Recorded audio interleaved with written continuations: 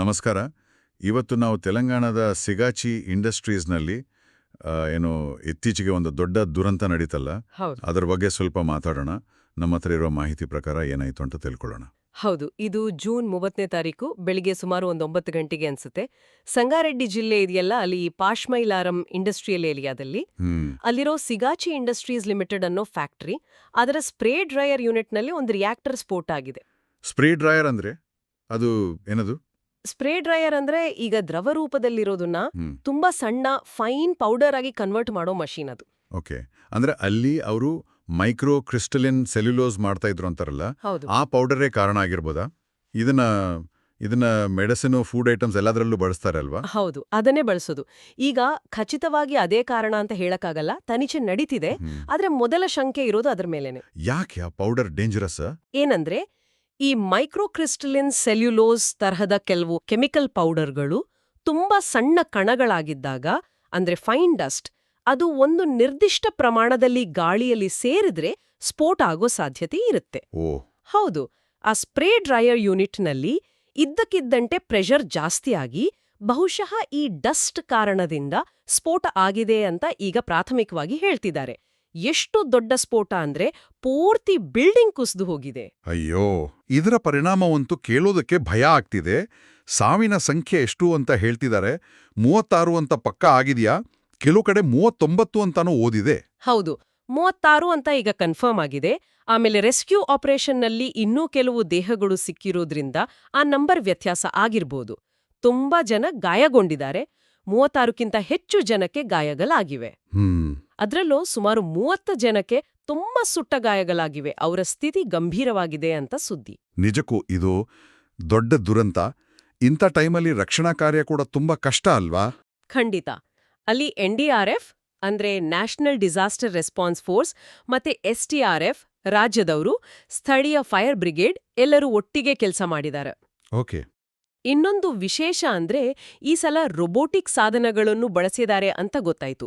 ಬಹುಶಃ ಕಟ್ಟಡದ ಒಳಗೆ ಹೋಗೋಕೆ ಕಷ್ಟ ಇದ್ದ ಕಡೆಗಳಲ್ಲಿ ಇದು ಹೆಲ್ಪ್ ಆಗಬಹುದು. ಸರ್ಕಾರ ಹೇಗೆ ಪ್ರತಿಕ್ರಿಯಿಸಿದೆ? ತಕ್ಷಣ ಏನಾದರೂ ಆಕ್ಷನ್ ತಗೊಂಡಿದಾರಾ? ತಗೊಂಡಿದ್ದಾರೆ. ತೆಲಂಗಾಣ ಸರ್ಕಾರ ತಕ್ಷಣವೇ ಒಂದು 5 ಜನರ ಕಮಿಟಿ ರಚನೆ ಮಾಡಿದೆ, chief secretary K Ramakrishna Rao ಅವರ ನೇತೃತ್ವದಲ್ಲಿ. ಸರಿ, ಈ ಕಮಿಟಿ ಕೆಲಸ ಏನು? ಕಾರಣ ಕಂಡುಹಿಡಿಯೋದಷ್ಟೇನಾ? ಬರೀ ಕಾರಣ ಕಂಡುಹಿಡಿಯೋದಲ್ಲ, ಇನ್ಮುಂದೆ ಈ ಥರ ಆಗ್ಬಾರ್ದು ಅಂದ್ರೆ ಏನೆಲ್ಲ ಸೇಫ್ಟಿ ಮೆಜರ್ಸ್ ತಗೋಬೇಕು ಅಂತ ಶಿಫಾರಸ್ ಮಾಡೋ ಜವಾಬ್ದಾರಿನೂ ಇದೆ. ಆಹಾ. ಜೊತೆಗೆ ಮುಖ್ಯಮಂತ್ರಿ ರೇವಂತ್ ರೆಡ್ಡಿ ಅವರು ಸ್ಪಾಟ್ಗೆ ವಿಸಿಟ್ ಕೊಟ್ಟಿದ್ರು. ಅಲ್ಲಿ ಕಂಪನಿಯ ದೊಡ್ಡ ಅಧಿಕಾರಿಗಳು ಯಾರೂ ಇರ್ಲಿಲ್ಲ ಅಂತ ಸ್ವಲ್ಪ ಬೇಸರ ವ್ಯಕ್ತಪಡಿಸಿದ್ದಾರೆ.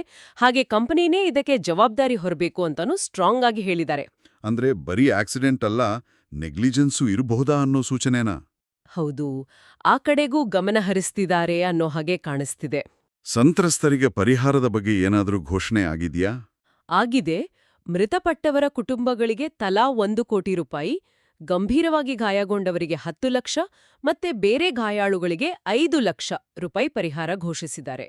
ಸ್ಟೇಟ್ ಗವರ್ಮೆಂಟ್ ಕಡೆಯಿಂದಲೂ ಸ್ವಲ್ಪ ಇಂಟರಿಮ್ ರಿಲೀಫ್ ಕೊಟ್ಟಿದ್ದಾರೆ. ಸರಿ, ಇದು ಸದ್ಯದ ಮಟ್ಟಿಗೆ ಸಹಾಯ ಆಗಬಹುದು. ಆದ್ರೆ ಇದರ ದೂರಗಾಮಿ ಪರಿಣಾಮಗಳು.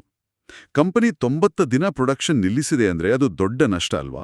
ಅದಕ್ಕಿಂತ ಮುಖ್ಯವಾಗಿ ತೆಲಂಗಾಣದಲ್ಲಿ ಈ ಕೆಮಿಕಲ್ ಇಂಡಸ್ಟ್ರಿಗಳ ಸೇಫ್ಟಿ ಬಗ್ಗೆನೇ ಈಗ ದೊಡ್ಡ ಪ್ರಶ್ನೆ ಬಂದಿದೆ.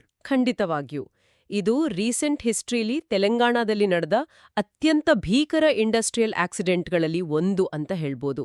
ಇದು ಬರೀ ಸಿಗಾಚಿ ಇಂಡಸ್ಟ್ರೀಸ್ಗೆ ಸಂಬಂಧಪಟ್ಟಿದ್ದಲ್ಲ, ಇಡೀ ಕೆಮಿಕಲ್ ಸೆಕ್ಟರ್ನ ಸೇಫ್ಟಿ ಪ್ರೋಟೋಕಾಲ್ಗಳನ್ನ ಇನ್ನೊಮ್ಮೆ ನೋಡಬೇಕಾದ ಅಗತ್ಯ ಇದೆ ಅನ್ನೋದನ್ನ ತೋರಿಸ್ತಾ ಇದೆ. ಹಾಗಾದ್ರೆ ಈ ಘಟನೆ ಎಷ್ಟು ತೀವ್ರವಾಗಿದೆ, ಎಷ್ಟು ಜೀವಗಳು ಹೋಗಿವೆ, ಅದಕ್ಕೆ ಆದ ತಕ್ಷಣದ ರೆಸ್ಪಾನ್ಸ್, ಸರ್ಕಾರದ ಕ್ರಮಗಳು, ಇದೆಲ್ಲ ನೋಡಿದ್ರೆ ಇದು ಬರೀ ಒಂದು ತನಿಖೆ ಮಾಡಿ ಪರಿಹಾರ ಕೊಟ್ಟು ಮುಗಿಯೋ ವಿಷಯ ಅಲ್ಲ ಅನ್ಸುತ್ತೆ. ನೀವು ಹೇಳೋದು ಸರಿ. ಈಗ ನಡೀತಾ ಇರೋ ತನಿಖೆ ಮುಖ್ಯವಾಗಿ ಆ ಪ್ರೆಷರ್ ಜಾಸ್ತಿಯಾಗಿದ್ದು ಹೇಗೆ, ಆ ಕೆಮಿಕಲ್ ಡಸ್ಟ್ನ ಪಾತ್ರ ಏನು ಅನ್ನೋದ್ರ ಬಗ್ಗೆ ತುಂಬಾ ಆಳವಾಗಿ ಹೋಗಬೇಕು. ಇದರಿಂದ ಕಲಿಯೋ ಪಾಠಗಳು ಮುಂದೆ ಇಂಥ ಅನಾಹುತ ಆಗದ ಹಾಗೆ ತಡೆಯೋಕೆ ಹೆಲ್ಪ್ ಆಗ್ಬೇಕು. ಕೊನೆಯದಾಗಿ ಈ ಪರಿಹಾರ, ತನಿಖೆ ಎಲ್ಲದರ ಆಚೆ ಯೋಚಿಸಿದ್ರೆ ನಿಜವಾಗ್ಲೂ ಇಂಥ ವಿನಾಶಕಾರಿ ಘಟನೆಗಳನ್ನ ತಡೆಯೋಕೆ, ಅದರಲ್ಲೂ ಈ ಅಪಾಯಕಾರಿ ಕೆಮಿಕಲ್ಸ್ ಇರೋ ಕಡೆ ಬರೀ ರೂಲ್ಸ್ ಸ್ಟ್ರಿಕ್ಟ್ ಮಾಡಿದ್ರೆ ಸಾಕಾಗತ್ತಾ? ಅಥವಾ ಒಂದು ಸೇಫ್ಟಿ ಕಲ್ಚರ್ನೇ ಬೆಳೆಸೋಕೆ ಯಾವ ರೀತಿ ಸಿಸ್ಟಮಿಕ್ ಬದಲಾವಣೆಗಳು, ಲಾಂಗ್ ಟರ್ಮ್ ಚೇಂಜಸ್ ಬೇಕಾಗ್ಬೋದು? ಇದು ಯೋಚನೆ ಮಾಡಬೇಕಾದ ವಿಷಯ ಅಲ್ವಾ? ಖಂಡಿತ.